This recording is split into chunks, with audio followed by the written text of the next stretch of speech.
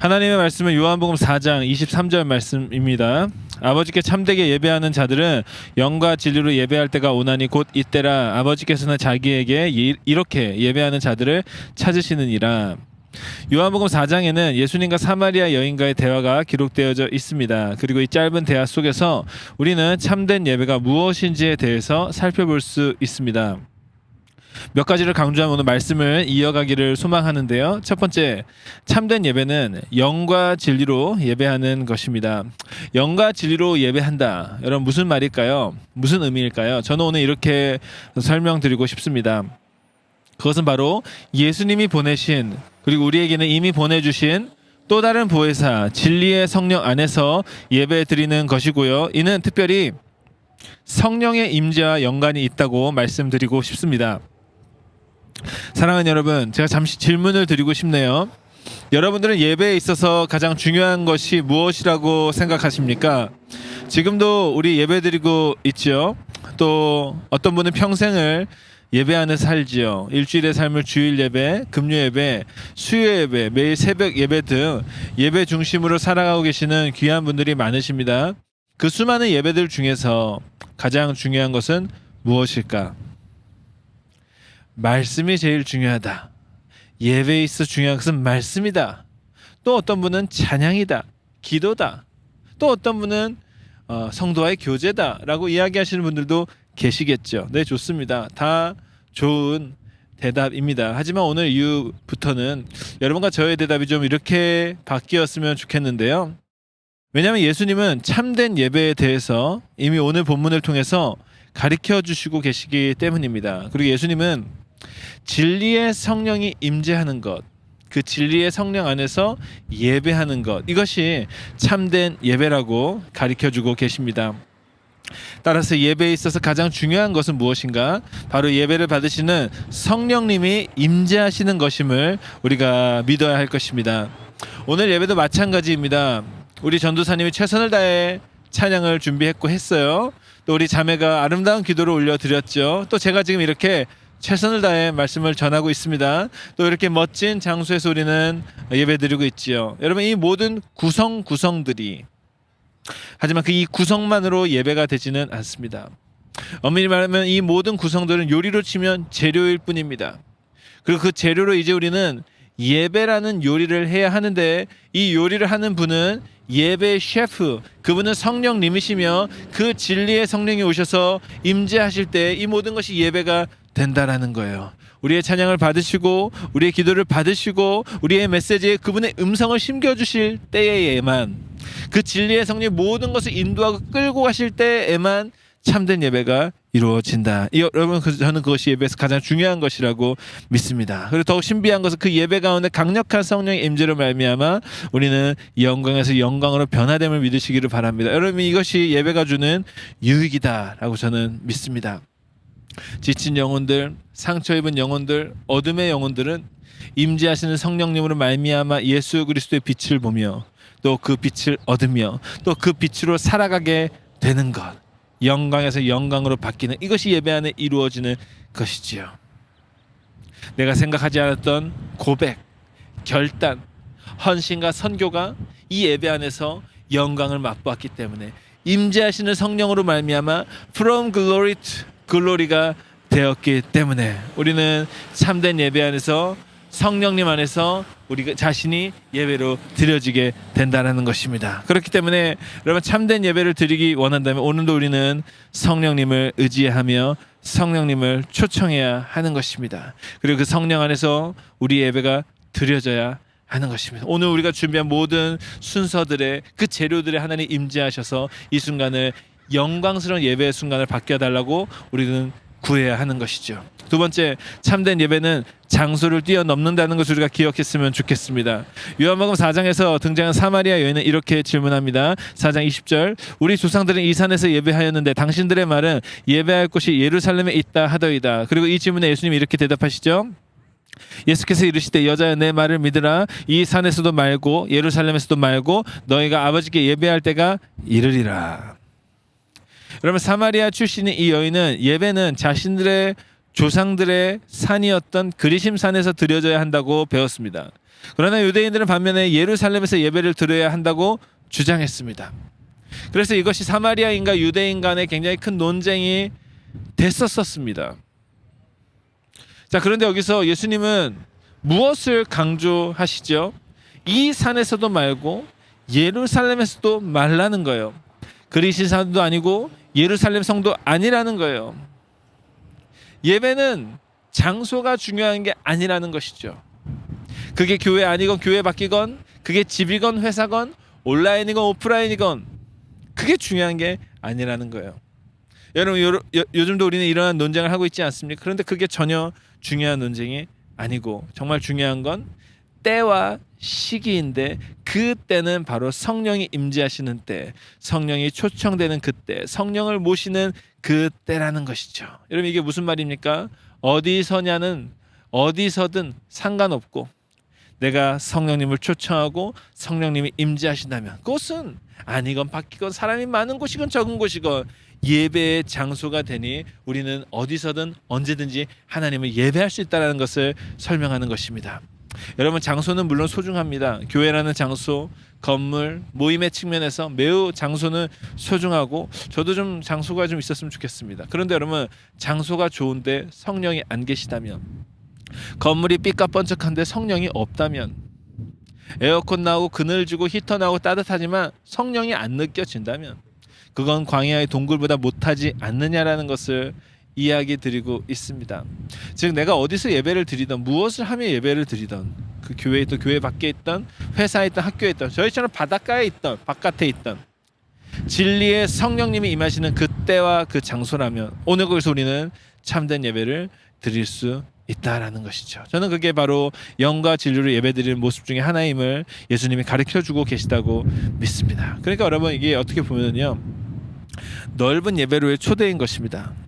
예전에는 정해진 시간에만 예배만 드리면 됐죠. 정해진 절기에 금식하면 됐어요. 구약은 그랬어요. 그런데 이제는 그게 사라진 거예요.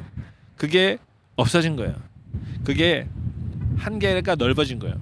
주님이 원하시는 것은 절기와 성회만 모이는 게 아니고요, 매일매일 만나고 매일매일 예배받기 원하시고, 그러게 성령의 임재를 보내주셨으니 항상 삶의 예배를 주님께 올려드릴 수 있다는 거죠. 넓은 예배로의 초대를 우리 주님이 하고 계시다고 저는 믿습니다. 세 번째, 참된 예배는 성령의 주권 아래서 이루어지는 예배입니다. 여러분, 말이 좀 어려운데요, 쉽게 말하면 이거예요. 모든 예배에 성령이 임한다고 생각하는 것은 인간의 생각입니다. 성령님은요, 모든 예배에 임하는 것이 아니에요. 성령이 오는 예배가 있고, 오고 싶지 않으면 안 오는 예배가 있는 거예요. 성령은 우리가 오라면 오고 가라면 가고 그런 분이 아니라는 거죠. 성령은 우리의 요구 조건대로 하시는 분이 아니라는 거예요. 성령이 오시면 오고, 성령이 오기 않으실 수 있는 것입니다. 성령은 성령이 원할 때, 성령이 임하시길 원하실 때, 그때 오실 수 있다라는 것입니다. 원하지 않으면 안 오실 수도 있는 것이고요. 그러니까 1000명, 100명, 10,000명이 모여 있어도 성령님이 안 오실 수 있죠. 그렇지 않습니까? 여러분, 저와 함께 신앙생활 해본 사람은 잘 알 것입니다. 여러분, 저는 이 부분에 대해서 매우 민감합니다. 하이. 그리고 정말 이게 굉장히 큰 스트레스인데, 어느 날은 예배를 마치고 왔는데 정말 큰 임재를 경험해요. 근데 어느 날은 예배를 마쳤는데 어떤 임재도 느껴지지 않아요. 돌아가면 생각하죠. 무엇이 잘못이었을까? 기분 탓인가? 체력 탓인가? 피곤해서 그런가? 아니에요. 피곤한 날도 성령을 만나고요, 피곤하지 않아요, 성령을 만나요. 이게 뭐지? 성령의 주권인 거예요. 하나님이 임재하실 수 있고 임재하지 않을 수 있는 거예요. 내가 전한 예배에서도 임재하는 예배가, 임재하지 않았던 예배가, 그리고 임재하지 않을 때도 얼마나 내가 가슴이 아프고 눈물을 흘렸는지 모릅니다. 여러분, 저와 비슷한 생각 하시는 영적 거장들이 많이 계십니다. 지금은 세상을 떠났지만 타임스퀘어 철치의 데이빗 윌커슨 목사님, 그분은 항상 성령의 임재를 갈구했고, 또 성령의 임재를 누리지 못하는 예배는 너무나 슬퍼했다는 걸 알 수 있어요. 여러분, 그분 중에 이런 예화가 있습니다. 하루는 이 부흥회 강사를 서게 됐었어요. 그리고 그 초청을 받아서 그 예배 장소에 갔었는데, 그 예배 장소에 딱 올라가는 순간 사람들은 이제 집중하지 않습니까? 오늘 저 강사 목사님이 무슨 메시지를 하실까? 그런데 그 데이비 윌커슨 목사님이 그 집회 강사에 올라간 그 강단에서 그 첫째 날 첫 마디에 이렇게 이야기를 하셨어요. 여러분, 저는 오늘 여러분들에게 드릴 말씀이 없습니다. 왜냐하면 성령께서 어떠한 메시지도 허락하지 않았기 때문입니다. 그래서 오늘 저는 여러분들에게 오늘 이 교회에 어떤 말씀도 하지 않을 것입니다. 여러분, 그러고 강단에 내려왔어요. 그리고 본인의 의자에 앉아서 흐느껴 울면서 기도하셨다고 합니다. 여러분, 황당하지 않습니까? 강사가 초청되어 왔는데 그건 준비해온 걸 해야지. 수천 명 앞에서 하는 말이 오늘 여러분에게 해줄 말이 없습니다. 와, 황당하죠. 여러분이 만약 그런 호스트한 교회였다면 어떠시겠어요? 굉장히 황당하겠죠. 그런데 여러분, 저는 그것이 성령의 임재를 아는 데이빗 목사님이시기 때문에 할 수 있는 메시지였다고 봅니다. 여러분, 그 의자에 앉아있는 동안 무슨 일이 일어나는지 아십니까? 그 아무 말도 하지 않고 앉아있는 그 순간에 사람들이 깨닫기 시작하는 거예요. 울기 시작하는 거예요. 성령님이 자신의 집에 어떤 말씀도 주지 않으셨다는 그 말에 모든 모인 사람들이 흐느끼며 울기 시작하는 거예요. 자복하며 회개하기 시작하는 거예요. 흥분하며 통성 기도하기 시작하는 거예요. 회개하고 용서를 구하기 시작한 대각성의 밤이 되었습니다. 그날 데이빗 위커슨 목사님은 한마디의 설교도 했죠. 오늘 당신들에게 해줄 말이 없습니다. 그게 설교였죠. 그런데 그 순간 그 장소는 순식간에 회개의 장소가 된가 동시에 갑작스럽게 성령님이 임재하셔서 가장 뜨거운 기도회로 진행이 됐었다라는 예화를 저는 알고 있습니다. 여러분, 제가 지금 무슨 말씀을 드리는 것이죠? 예배에 있어서 가장 중요한 핵심은 그 성령의 임재가 아무 때나 아무에게나 임하지는 않더라는 이야기를 하고 있고요. 성령의 주권에 따라 역사하신다라는 것을 강조드리고 있습니다. 오늘도 우리는 그렇기 때문에 매일매일 구해야 되는 것이에요. 나의 예배에 성령이 임해달라고, 간절히 임해달라고, 성령의 불을 달라고 구해야 되는 것이죠. 그냥 내가 예배하면 다 임하시겠지, 여러분, 그런 생각하지 마요. 오늘도 더 간절히 성령을 구해야 된다라는 것입니다. 네 번째, 참된 예배를 드리기 위해서는 성령의 임재를 일으키는 방법을 알아야 합니다. 여러분, 방금까지 우리는 성령의 주권, 성령이 임하실 수 있고 안 임하실 수 있다는 내용을 배웠는데, 그러나 여러분, 성령이 임재하실 수 있는 방법이 아예 없는 것이 아님을 또한 예수님은 가르쳐주고 계십니다. 무슨 말인가? 우리가 성령의 주권을 인정해 드려야 된가 동시에 또한 성령님이 임하시 가장 좋은 컨디션, 그 매뉴얼, 그 방식을 우리는 배워야 되는데 친절하게도 주님은 그것을 소개해주고 계시다라는 거예요. 말씀을 보겠습니다. 요한복음 4장 17절 말씀. 여자가 대답하여 이르되 나는 남편이 없나이다. 예수께서 이르시되 네가 남편이 없다 하는 말이 옳도다. 18절 말씀. 너에게 남편 5이 있었고 지금 있는 자는 내 남편이 아니니 내 말이 참되도다. 예수님께서 사마리아 여인에게 생수의 강물에 대해서 소개하십니다. 영원히 목마르지 않을 생수의 강물을 허락하시겠다고 이야기하시면서 한 가지 조건을 두죠. 그것은 바로 이 여인의 남편을 데리고 오라는 거였습니다. 그런데 여러분, 이 여인은 결혼을 한 여인이 아니었습니다. 정식 남편이 없었습니다. 그래서 이 여인은 이야기하죠. 나는 남편이 없어요. 그런데 여기서 예수님이 하시는 말씀이 굉장히 무섭습니다. 그래, 네가 남편이 없다고 하는 말이 맞아. 그런데 너는 이미 5명이 있지. 즉 너는 정식 남편은 아니지만 이미 5명의 남자와 비정상적인 관계를 갖고 있잖아. 와우. 즉 주님은 이 여인에게 거룩하지 않은 음란한 부분을 지적하고 계신다는 거죠. 여러분, 이 말씀이 의미하는 게 무엇일까요? 예수님은 왜 예배를 강조하실 거면서 이 여인의 5명의 남자를 언급하시는 건가요? 매우 간단합니다. 영과 진리로 예배를, 참된 예배를 드리기 위해선 무엇보다 그의 영혼이 거룩해야 함을 강조하고 있는 것입니다. 사랑하는 여러분, 하나님은 거룩하신 분이십니다. 하나님은 의로우신 분이십니다. 색깔로 치면 아주 하얀색이고, 근데 그 하얀색이신 그 거룩하신 하나님이 검은색인 나와 교제하려면, 그리스도와 연합하려면 어떻게 해야 할까요? 내가 거룩해지도록 어떠한 방법을 주셔야 되지 않을까요? 절대 여러분, 하나님은 죄를 가진 손에 임하지 않아요. 그렇기 때문에 우리의 죄가 사해져야 되는데, 그렇기 위해서 어떻게 하신 겁니까? 영원히 친해질 수 없는 죄인과 친해지기 위해서 주님은 십자가를 지셔서 십자가로 우리에게 거룩한 옷을 선물을 하셨습니다. 그리고 그 거룩함은 어떻게 얻었습니까? 믿음으로 얻었습니다. 예수를 믿음으로 우리는 거룩함을 더 입을 수 있게 되었고, 그래서 믿음으로 구원을 받게 된 것입니다. 그런데 여러분, 이 믿음에는 반드시 뒤따라야 하는 것이 있습니다. 회개입니다. 죄에 대한 청산입니다. 죄의 길에서의 돌이킴입니다. 그래서 주님도 이 여인에게 5 남자의 관계를 묻고 계시는 것이고, 그 말은 이제 너는 그것을 정리해야 되고, 그럼 너도 영과 진리로 예배할 수 있는 예배자가 된다라는 것을 주님은 설명해주고 계시는 것입니다. 사랑하는 여러분, 결론입니다.